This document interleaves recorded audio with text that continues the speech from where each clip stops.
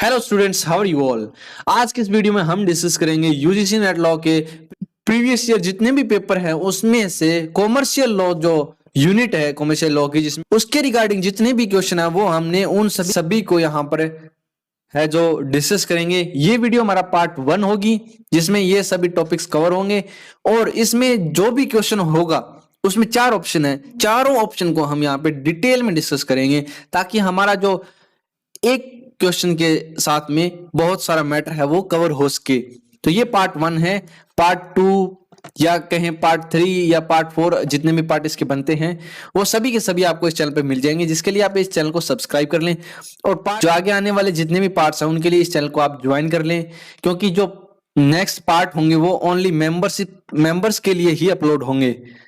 तो चलिए, अब ला नोट्स फॉर यू चैनल पे आपका इस छोटी सी फैमिली में स्वागत है और हम अपना जो प्रीवियस ईयर क्वेश्चंस हैं वो डिस्कस करते हैं। सबसे पहला क्वेश्चन क्या है हमारा कि I promise to pay B 50,000 rupees, ठीक, and to deliver him my black horse on 1 March next, ठीक।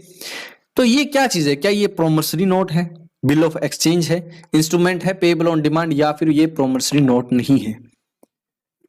तो सबसे पहले हम देखेंगे कि प्रोमिसरी नोट क्या होता है। ये हमारे पास सेक्शन 4 में डिफाइन है। सेक्शन 4 क्या कहता है कि एक प्रोमिसरी नोट क्या है? एक इंस्ट्रूमेंट है राइटिंग में, ना तो वो कोई बैंक नोट है और एक करेंसी नोट भी नहीं है। उसमें कंटेन क्या है? एक अनकंडीशनल अंडरटेकिंग है। उसमें कंटेन क्या है? एक अनकंडीशनल अंडरटेकिंग जो कि साइंड है बाय द मेकर, यानी कि उसको बनाने वाले के द्वारा साइन की गई है एक अंडरटेकिंग, अनकंडीशनल अंडरटेकिंग, जो कि पेएबल है किस लिए? To certain sum of money.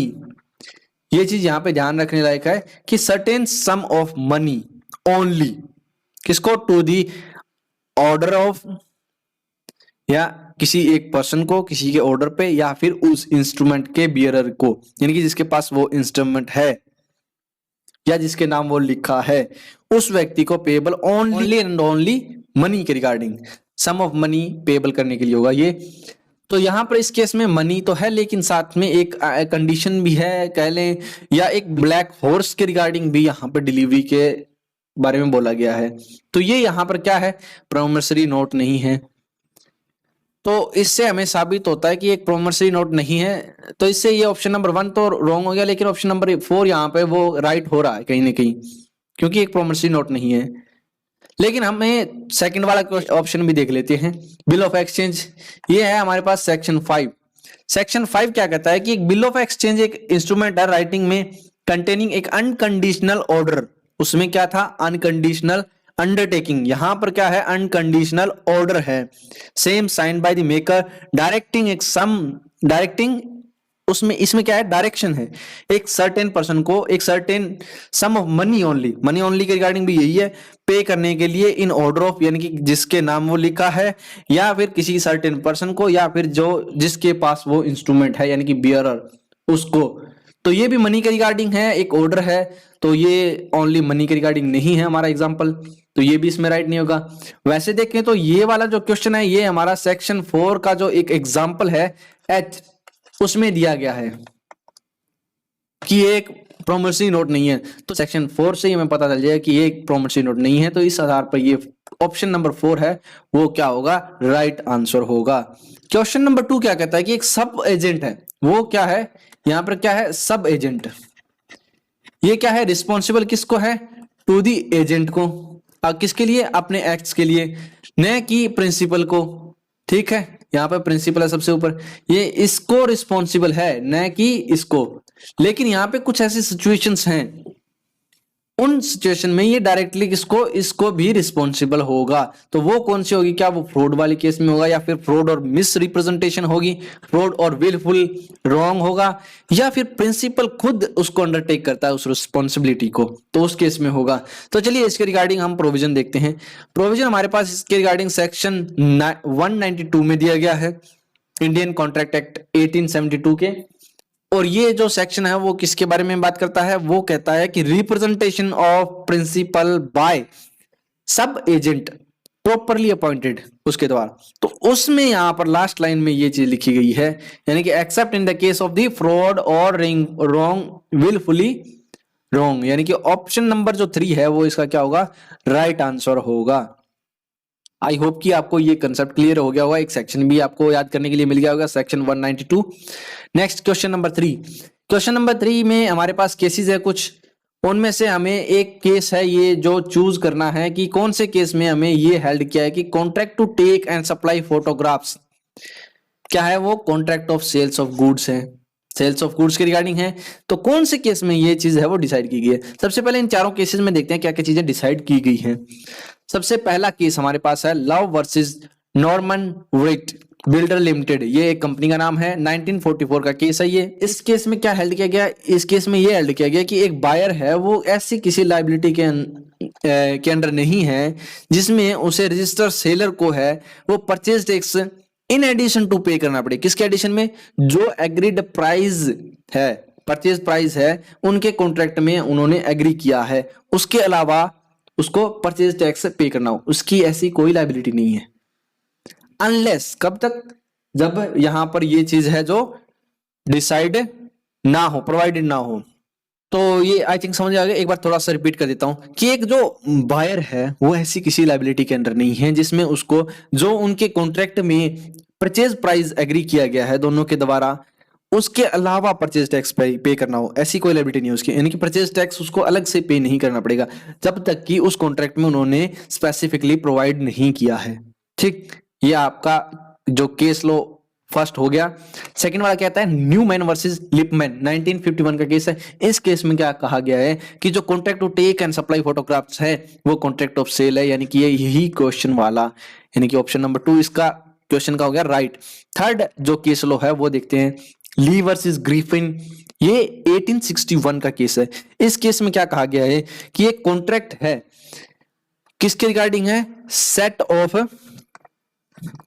Dentures, यानी कि नकली दांत बनाने का एक कॉन्ट्रैक्ट हुआ था, एक सेट बनाना है नकली दांतों का, वो क्या वो एक सेल्स ऑफ गुड्स है।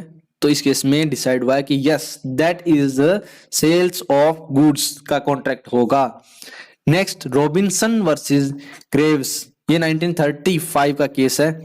इस केस में कोर्ट ऑफ अपील ने क्या पाया कि वहां पर एक कॉन्ट्रैक्ट किसके रिगार्डिंग था, वर्क एंड लेबर के रिगार्डिंग था। ठीक, तो वो जो कॉन्ट्रैक्ट है वो सेल्स ऑफ गुड्स नहीं होगा, वहां पे गुड्स का कोई सेल्स हो ही नहीं रहा, वहां पर तो लेबर और वर्क के रिगार्डिंग कॉन्ट्रैक्ट है, तो वो नहीं होगा। तो यहां पर हमने एक क्वेश्चन में 4 केस लो हैं वो एक साथ कवर कर लिए हैं। ठीक, इसका ऑप्शन नंबर 2 है वो क्या होगा, राइट होगा। नेक्स्ट क्वेश्चन की तरफ चलते हैं, क्वेश्चन नंबर 4। क्वेश्चन नंबर 4 क्या कहता है कि जब हम लॉस और डैमेजेस हैं किसी ब्रीच ऑफ कॉन्ट्रैक्ट से अराइज हुए हैं उनको एस्टिमेट करने के दौरान क्या हम उन मीन्स को भी यहां पर अकाउंट में ले सकते हैं जो कि एग्जिस्ट करते हैं उस इनकन्वीनियंस को जो कि नॉन परफॉर्मेंस की वजह से हुआ है, उसकी रेमेडी के दौरान कुछ ऐसे साधन थे, कुछ मीन्स थे जो कि वहां पर एग्जिस्ट करते थे, क्या उनको उस टाइम अकाउंट में लिया जा सकता है या उनको अकाउंट में नहीं लिया जा सकता, या उनको लेना ही चाहिए, मस्ट हो गया, या फिर उनको कभी भी नहीं लेना चाहिए अकाउंट में, यानी कि दैट आर नॉट कंसीडरेबल। तो इसके रिगार्डिंग प्रोविजन है वो हमारा सेक्शन 73 प्रोवाइड करता है। 73 क्या कहता है कि कंपनसेशन फॉर लॉस और damages caused by the breach of contract, उसी जो सेक्शन है उसकी एक एक्सप्लेनेशन है, उसमें ये चीज हमें प्रोवाइड की गई है। वो एक्सप्लेनेशन क्या कहती है कि वो हमें है जो ये जो मीन्स हैं while estimating the loss consider करनी चाहिए, हमें अकाउंट में लेनी चाहिए, ये जितनी भी हमारे पास एग्जिस्टिंग रेमेडीज वगैरह हैं, मीन्स हैं, वो सारी चीजें उसमें कंसीडर होंगी, must be taken into the account, यानी कि option number 3 is the right answer. Next question number 5, sales of goods act, इसमें जो फॉल्ट का क्या मीन्स प्रोवाइड किया गया है, क्या ये रॉन्गफुल गेन और लॉस है, क्या ये रॉन्गफुल एक्ट है, या फिर रॉन्गफुल एक्ट और डिफॉल्ट है, या फिर ये नेग्लिजेंस एंड रॉन्गफुल एक्ट होगा। तो यहाँ पे फॉल्ट का मीनिंग क्या है, चलो फॉल्ट का मीनिंग बाद में देखेंगे, पहले ये देखते हैं कि फॉल्ट हमें कौन से सेक्शन में है जो प्रोवाइड किया गया है। ये हमें सेल्स ऑफ गुड्स एक्ट के सेक्शन 2 के सब सेक्शन 1 के क्लोज एफ में प्रोवाइड किया गया है, जिसमें हमें कहा गया है faults mean wrongful act and default, यानी कि ऑप्शन नंबर 3 क्या होगा इसका राइट होगा। नेक्स्ट क्वेश्चन की तरफ चलते हैं। Question number 6। क्वेश्चन नंबर 6 क्या कहता है कि जब एक promissory note, bill of exchange और चेक है वो ट्रांसफर होते हैं टू एनी पर्सन, किसी भी व्यक्ति को ट्रांसफर हो गए, so as to the constitute that person the holder there of the instrument is said to be negotiated, endorsed, accepted और ट्रांसफर्ड। यानी कि promissory note, bill of exchange, cheque वो ट्रांसफर हो गए किसी भी व्यक्ति को।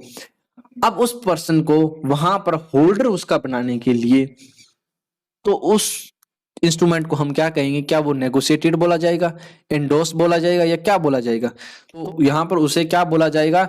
नेगोशिएटेड बोला जाएगा। Under which section? Under section 14। Section number 14 है वो नेगोशिएशन के बारे में बात करता है। और जो एंडोस्ड है वो हमें सेक्शन 15 में देखने को मिलेगा। तो यहाँ पे ऑप्शन नंबर 1 है वो क्या होगा? इसका राइट आंसर होगा। नेक्स्ट क्वेश्चन नंबर 7 की तरफ चलते हैं कि जब एक व्यक्ति है जिसको प्रपोजल मेड किया गया है वो अपनी एसेंट दे देता है, यानी कि अपनी हामी भर देता है, हाँ दे देता है उसको, तो वो प्रपोजल है वो एक्सेप्टेड कहलाया जाएगा, उसको हम एक्सेप्टेड कहेंगे। एक्सेप्ट, तो ये प्रपोजल है व्हेन एक्सेप्टेड, तो वो क्या बन जाएगा? जब वो एक्सेप्टेड हो गया तो वो क्या बन जाएगा? क्या वो एक एग्रीमेंट बन जाएगा? क्या वो प्रोमिस बन जाएगा? क्या वो कॉन्ट्रैक्ट, या फिर क्या वो एक कंसिडरेशन बनेगा?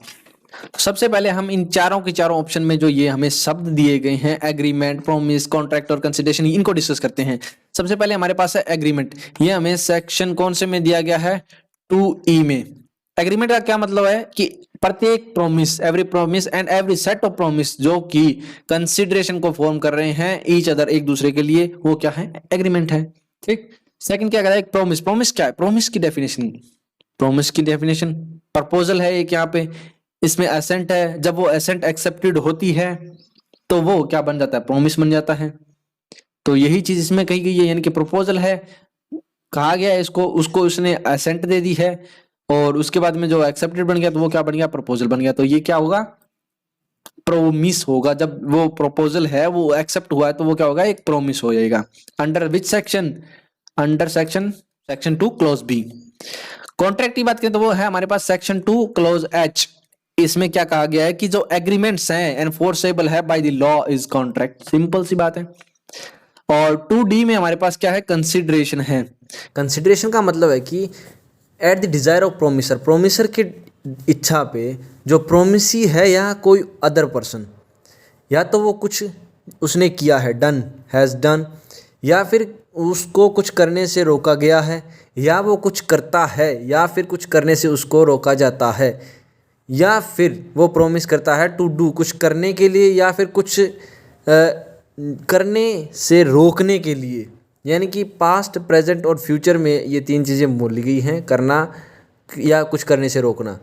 ठीक है। तो ऐसा एक्ट या ऐसा एब्सटेनेंस, कुछ रोकना, या ऐसा कोई प्रॉमिस है वो कुछ करने का कर रहा है, तो उसको हम यहाँ पर क्या कहते हैं? Consideration for the promise. उस प्रॉमिस के लिए जो कंसिडरेशन है वो यहाँ पर उसे कहते हैं। नेक्स्ट क्वेश्चन की तरफ चलते हैं। क्वेश्चन नंबर 8 क्या कहता है? When an option to purchase land was exercisable by the notice, जब एक ऑप्शन है हमारे पास परचेज लैंड का एक्सरसाइजेबल है बाय द नोटिस, तो इनमें से कौन से केस के अंदर ये हेल्ड किया गया कि मेयर खाली केवल पोस्ट करना और उस नोटिस का जो कि कभी भी डिलीवर्ड नहीं हुआ था was not a valid exercise of the option, वो एक वैलिड एक्सरसाइज नहीं थी उस ऑप्शन की। तो वो कौन से यहाँ पर केस में है वो डिसाइड किया गया था। हमारे पास 4 केसेस हैं, तो चलिए इन अलग अलग सभी केसेस को डिस्कस करते हैं। सबसे पहला केस है हमारे पास Ramdas Chakravarti versus cotton ginning company limited, 1887 का ये केस है। इस केस में क्या कहा गया था कि जो ऑफरर है वो बाउंड हो जाता है। कब हो जाता है? जब प्रॉपरली उसको एड्रेस किया जाता है और जब एडुकेटली उसको स्टाम्प्ड लेटर है ऑफ एक्सेप्टेंस का वो पोस्टेड हो जाता है, तो उस टाइम वो एक तो बाउंड हो गया। इस केस में ये था, यानी कि ये वाला नहीं था ऊपर वाला। और जो सेकंड है ये JK enterprises versus MP, state of MP है, 1997 का केस है। इसमें क्या हेल्ड किया गया था कि जो कम्युनिकेशन है रिवोकेशन की, प्रपोजल की, वो has to be crystal clear, उसको क्रिस्टल क्लियर होना पड़ेगा। And to the correct address, और करेक्ट एड्रेस पे होना पड़ेगा, ठीक है, हैज टू बी। और इस केस में जो रिवोकेशन लेटर है was being send by fax message and reach wrong address, court consider it to be no effect, यानी कि प्रॉपर होना चाहिए, क्रिस्टल क्लियर होना चाहिए, करेक्ट एड्रेस पे होना चाहिए, लेकिन इस केस में जो रिवोकेशन थी वो कहां चली गई, रॉन्ग एड्रेस पे चली गई। तो इस केस में कोर्ट ने क्या लिखा गया, इसका कोई इफेक्ट नहीं होगा। थर्ड वाला हाइडे वर्सेस व्रेंच 1840 का केस है। इस केस में क्या हेल्ड किया गया, ये एक लीडिंग केस है इंग्लिश कॉन्ट्रैक्ट लॉ का। किस रिलेशन में ये केस है, issue of the counter offer and their relation to the initial offers, initial offer से उनका क्या रिलेशन है उसके रिगार्डिंग है। और लास्ट वाला क्या है, हॉलवेन सिक्योरिटी लिमिटेड वर्सेस ह्यूगेस 1974 का केस है। ये केस है जो हमारे इस क्वेश्चन से रिलेटेड है। इस वाले केस में क्या था, ये हमारा जो क्वेश्चन में हेल्ड किया गया वही होगा, यानी कि ऑप्शन नंबर क्या होगा, 4 होगा, राइट होगा। इसमें क्या था कि खाली पोस्ट कर देना किसी नोटिस को जो कि कभी डिलीवरी नहीं हुआ, वो वैलिड एक्सरसाइज नहीं है उस ऑप्शन की। ठीक, आई होप कि यहाँ पे आपको ये चारों के चारों जो केस लॉज हैं वो समझ में आ गए होंगे। तो नेक्स्ट क्वेश्चन की तरफ चलते हैं, क्वेश्चन नंबर 9। इनमें से कौन सा जो है करेक्ट है in the case of the contract of bailment. First क्या है कि person who delivers the goods it is called bailee. तो ये जो स्टेटमेंट राइट है या नहीं है, इससे पहले हम ये देखते हैं कि जो कॉन्ट्रैक्ट ऑफ बेलमेंट है वो हमें कौन से सेक्शन में दी गई है। ये हमारे पास है सेक्शन 148 में हमें बेलमेंट वगैरह ये है, जो बेली बेलर वगैरह ये चीजें हैं हमें एक्सप्लेन की गई है। तो हम सबसे पहली जो स्टेटमेंट है इसमें क्या कहेंगे कि जो बेली है वो कौन होता है, जिसको डिलीवर की गई है बुक, टू वूम। ठीक, और ये जो स्टेटमेंट है ये किसके रिगार्डिंग है, ये है बेलर के रिगार्डिंग, जो डिलीवर कर रहा है। तो ये फर्स्ट वन क्या होगी, रॉन्ग होगी। सेकंड स्टेटमेंट क्या कहती है कि अगर बेली है, कोई ऐसा एक्ट करता है जो कि इनकंसिस्टेंट है, यानी कि उस बेलमेंट का जो कंडीशन है उसके अकॉर्डिंग नहीं है, तो वहां पर वो कॉन्ट्रैक्ट है वो क्या होगा, वॉइड होगा। तो ये कौन से सेक्शन में है, ये है सेक्शन 153, यानी कि 153। इसमें क्या कहा गया कि वो वॉइड नहीं बल्कि क्या होगा, वॉइडेबल होगा। ठीक, तो ये वाली भी क्या होगी, रॉन्ग हो गई। नेक्स्ट कौन सा है कि एक ग्रेचुइटस बेलमेंट है वो टर्मिनेटेड हो जाती है by the death either of the baler और द बेली। तो ये क्या है, ये है right. Under which section, under section 162।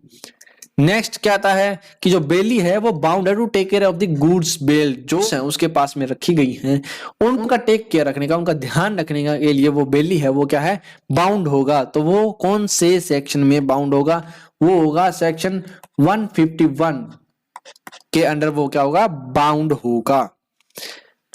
और जो ई वाली स्टेटमेंट वो क्या है, बेली हैज नो जनरल लियन, क्या ये स्टेटमेंट सही है, नहीं। बेली के पास में जनरल लियन होता है। Under which section, under section 170 and 171। 170 में उसके पास में कौन सा है, यहां पर आता है पार्टिकुलर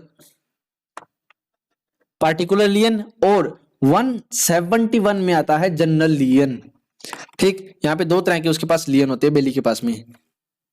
आई होप कि आपको जो इसके रिगार्डिंग है जो चीजें हैं वो क्लियर हो गई होंगी, और इतने सारे सेक्शन हैं हमारे एक ही क्वेश्चन में कवर हो गए। तो यहाँ पे सी और डी हमारा राइट है, तो वो कौन से ऑप्शन में आ रहा है, वो आता है ऑप्शन नंबर 4 में। तो यहाँ पे फोर्थ वाला जो ऑप्शन है हमारा क्या होगा, राइट होगा। नेक्स्ट क्वेश्चन नंबर 10 क्या कहता है कि प्रत्येक जो प्रोस्पेक्टस है इशू किया जाता है बाय और on the behalf of the public company, यानी कि पब्लिक कंपनी के बिहाफ पे कोई प्रोस्पेक्टस इशू किया जाता है, उसमें क्या क्या चीजें हैं वो मेंशन की जाएंगी, कौन कौन सी इंफॉर्मेशन मेंशन होगी। तो हमारे पास ये 5 स्टेटमेंट्स हैं, तो इनमें से कौन सी राइट है वो देखते हैं।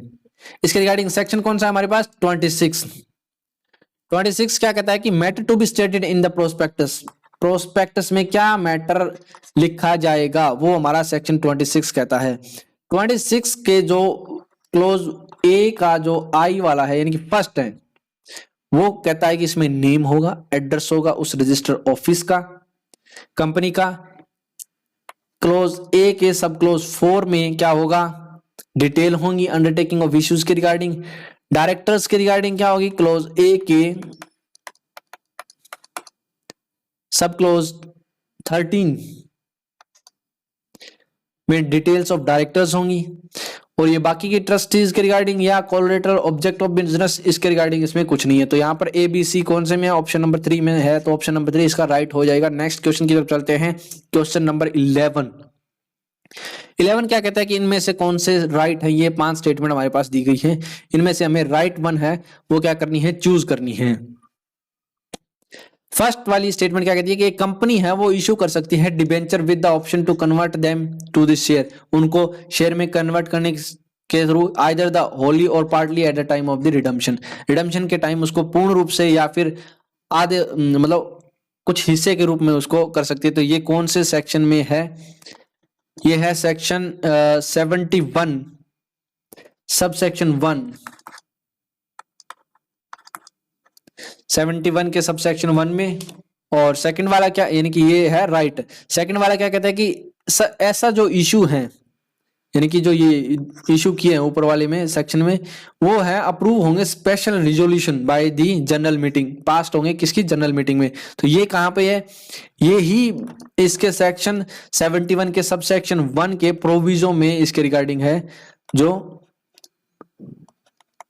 प्रोविजन दिए गए हैं। ठीक है, नेक्स्ट आता है सी कि debentures with voting right can be issue, क्या ये हो सकता है। तो इसके रिगार्डिंग प्रोविजन कौन सा है, सेक्शन 71 के सब सेक्शन 2 में क्या कहा गया है कि no company shall issue any debenture carrying voting right, यानी कि कोई भी कंपनी है वो नहीं इशू करेगी। तो ये क्या हो गया, रॉन्ग हो गया।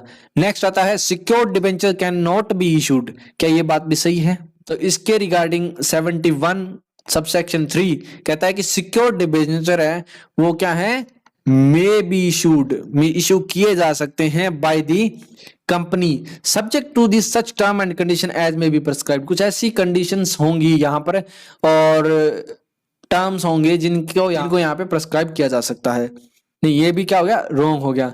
और ई वाला क्या कहता है कि debentures trustee has to take the step, उनको स्टेप लेने पड़ेंगे प्रोटेक्ट करने के लिए interest of the debenture holder को, क्या ये बात सही है।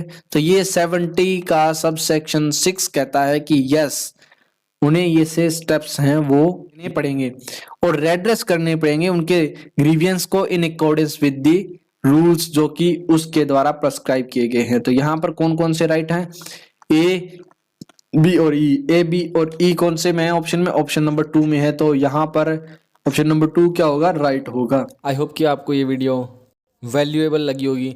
अगर ऐसा है तो इसे अपने दोस्तों के साथ में भी शेयर करें, इसे लाइक करें और इस चैनल को आप सब्सक्राइब भी कर लें, ताकि ऐसी ही और वीडियो जब अपलोड हो इस चैनल पे तो वो आपको मिलती रहे बार बार। और बेल आइकन भी प्रेस कर लें ताकि नोटिफिकेशन भी उनका आपको डायरेक्टली मिल जाए। और अपने दोस्तों के साथ में शेयर ज़रूर करें। And thanks for watching, keep learning, keep growing.